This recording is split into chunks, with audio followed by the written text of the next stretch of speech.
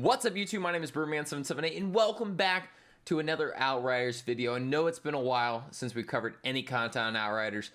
Essentially, the biggest reason is just the fact that there isn't a whole lot of content to be grinding right now for Outriders. I pretty much hit my max with Devastator. I have no intentions of doing the other characters because, I mean, I just don't feel like it.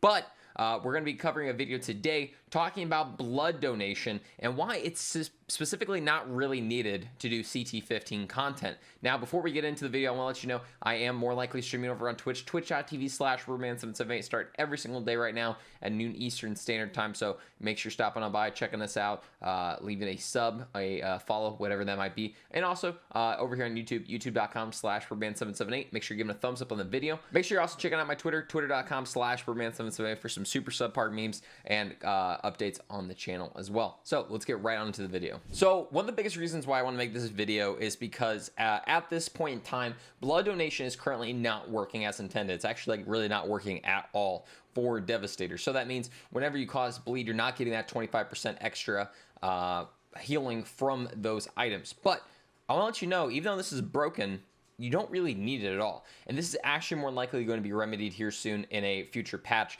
Today is July 14th as I'm recording it. July 15th, they're supposed to be putting out a patch that should be fixing it. There's a good chance it's probably going to get delayed. But if it isn't delayed, it'll more likely be coming out and we'll have blood donation working again. But it is a spec you don't actually really need. The biggest reason why you don't need it is because of a thing called skill life leech and it existing.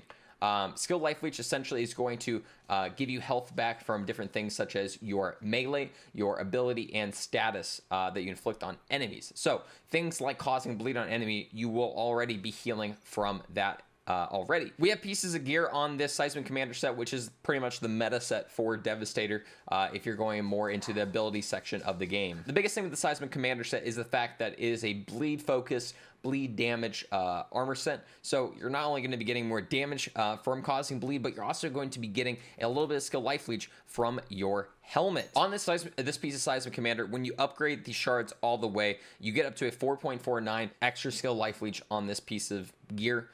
This more likely can go up as like you obviously get a higher piece of gear, but at the same time, you're no matter what getting at least 4% skill life leech from causing skill damage. Again, that being melee, your actual skills themselves, or from statuses. You're also initially going to get this as well in your tree. So no matter what, if you want to fill out the bottom part of the tree, the seismic shifter, you're going to at least get one 6% skilled life leech node if you're going all the way. But you have a chance at 12% if you actually grab this Elder Rejuvenation right here. And that's really all you need for this character. So you actually are kind of saving yourself a little bit by not going into blood donation. And honestly, this entire time that we've been worried that it's been broken hasn't really mattered.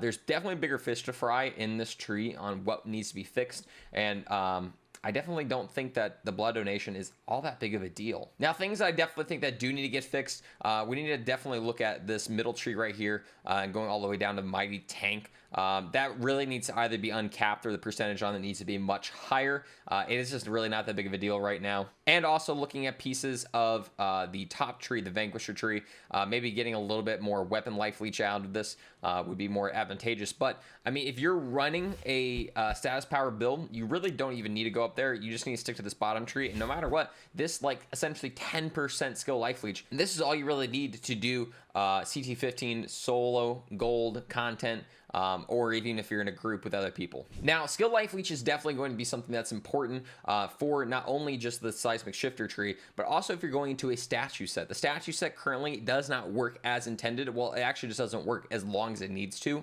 It should be uncapped time, but it only works for about 8 seconds, and you're only getting that 100% firepower, 100% weapon skill leech for about 8 seconds. Now, but on the statue set itself, there are pieces of skill life leech on those pieces of gear. So you're not only going to be getting that awesome skill life leech from maybe doing things like tremor, hitting enemies, or inflicting bleed. I'm actually going to be posting a bleed build once this set is fixed that works with firepower, but you're essentially going to get all the healing you need on that as well. So it's pretty awesome. Hopefully we're going to be seeing some good changes to Devastator here soon.